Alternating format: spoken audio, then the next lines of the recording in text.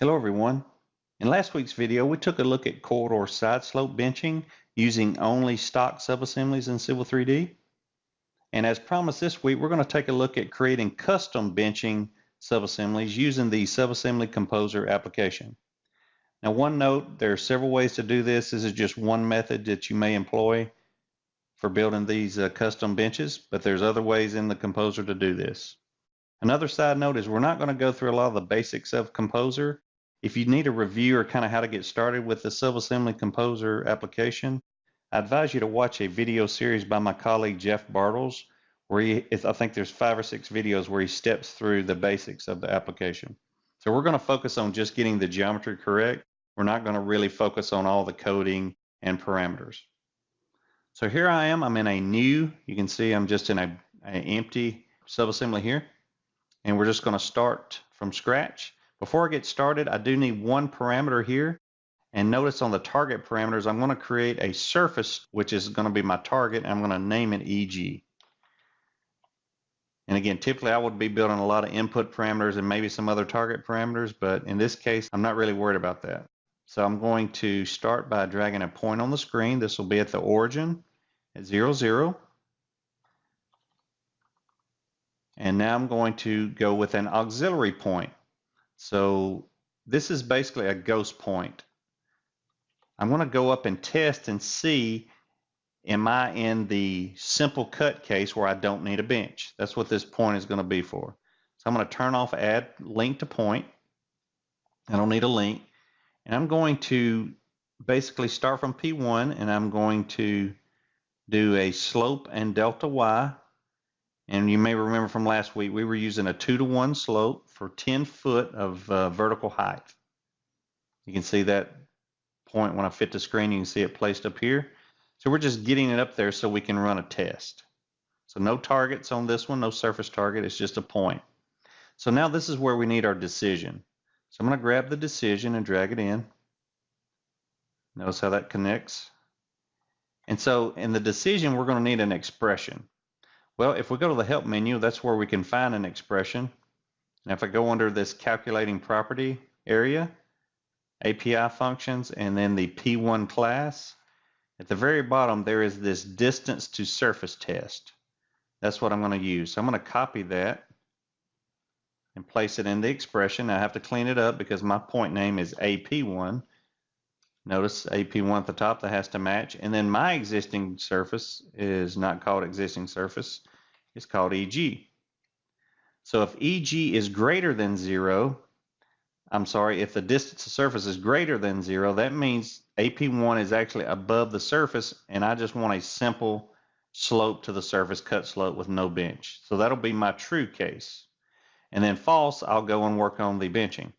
So let's start with the true. So I'm going to drag a regular point out over here beside true. Notice how it automatically linked to true. And we're going to do slope to surface.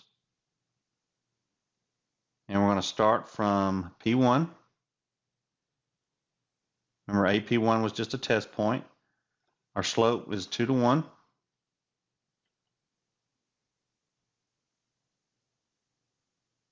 Surface target is EG. We're going to add link to point. And now we fit the screen. So what I'm going to do here is, using my cursor, I'm going to highlight the EG line, and I'm going to move it a bit. So you can see now if EG falls, I'm just holding my left button down on the mouse and dragging and releasing. So as long as that point is higher, you can see, then the EG, we're going to have a simple cut slope. So that's within a 10-foot height. That is exactly what we would like. And if we go above our AP1, where the false statement is, you can see that it disappears. So let's work on the false statement. So what do we need? Well, we need a point. We're going to place a fixed segment of that size and then a bench. So let's go and drag a point over here on the false side. And sometimes your arrows will connect incorrectly, so just highlight over your arrow and delete, and then I'm going to drag a new line for the false. In the first segment, we're going to go back up and we're going to do a slope and delta Y. So we're going to force in this cut slope. We're going to go from, if point 1 doesn't show up here, a lot of times you can come back over here,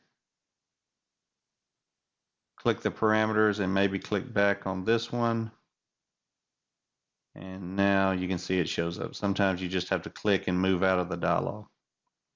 So there we go, back to P1. We're going to do slope and delta Y. You can see it's already set 50% slope or 2:1 for 10 feet. We're just going to stop with there. We're going to add a link to the point. And then next we're going to add another point underneath that. This will be our little 2% bench. So this is going to be a slope and delta X because we know the width of this guy. We're going to go from P3 and let's do a positive 2%. And we'll do 8 feet. I believe that's what we used last week. I apologize if that's slightly different. We're going to add a link. So there we go. So we're happy with that, but we're not seeking the surface, number one, and we're not following the ground. We're not considering EG. So you have to be careful where you click on that EG to get it to move when you drag it. So what we're going to employ here is the loop geometry option. So we're going to drag loop geometry in. Move that a bit.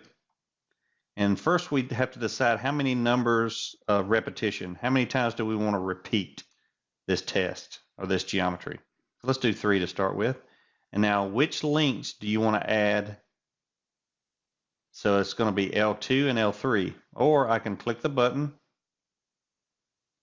and select in the graphics. You can see L2, L3, or I could have typed those in. Surface target. In other words, this loop is going to consider or react to which surface target? Well, EG, the same, right? So let's see what we have so far. I'm going to go back and grab my EG. Notice as I move it up, it's basically reacting to, as long as that surface target is high enough so that another iteration can fit, it will place it. But notice I only have 3 max because I said set it to max 3. So now as I go up, nothing happens. Okay, and as I go down, it's going to make sure that I can fit an entire iteration or loop in between there. So now what I really need is just a simple cut slope to finish up that catch. So let's just go down to point, place a point in, and now we're going to do slope to surface. We're going to go from, this is a key here. Notice we get a special endpoint because it varies, right? The endpoint could be P4 in the drawing up there, or it could be P7. But we have this endpoint that finds that endpoint. And we're going to do a 2:1. Surface target is EG. We're going to add a link to the point. There we go. So now let's test. Move the EG up. So even after my 3 repetition has finished, I'm still going to find that catch slope. So what if I come down? I'm still finding my catch, right? If I'm in between, and then if I go down into the 10-foot zone, I get my simple cut slope. So this is very close to what we were wanting. And so very easy, quick order here. We were able to punch that out. So I'm going to go to packet settings and name this bench Allen. Again, you can see I didn't put any of the parameters I normally would. I'm going to go to File, Save As, and I'll just call it the same name, bench Allen, PKT. So I'll close this. I'll go to Civil 3D. I'm in the same test file that I was in last week. So first we're going to add this to the palette. I'll click on the Tool Palettes command. I'm going to right click and do a new palette, call it Custom, because I need to bring in that PKT. I'm going to right click now, Import Subassemblies. We'll go find that subassembly, bench Allen, there it is. We're going to put it on the Custom Tool Palette. I'm going to right click, Refresh Image. Make sure that refreshed, it did. And so now I'm going to place it directly onto that assembly. Remember on the right side we used a stock subassembly. I'm just going to delete that. highlight and delete, and then I'm going to click on my new one and place it here. You can see the graphics doesn't show much. That's okay. My corridor needs to update the targets. So I'm going to right click, go to properties, set all targets. Here's my new target. Set it to the same existing ground. Now we're going to rebuild the corridor. Notice I have instances where I do not find the target. That is because I have the fill scenario 2, and I did not try to deal with that situation. So you can see here it seems to be working fine. Let's go and move this. I'm going to move my sample line along here to see how it behaves. So if you would watch on the right screen, there we're adding benches. Let's go down to where there's very little cut. You can see on the right side we're getting exactly what we were looking for. So again, that's just one way to go into the Subassembly Composer and to create a custom bench side slope subassembly. There's other ways to do it, but I just wanted to show you one that works well. Hope this has been beneficial. Have a great day.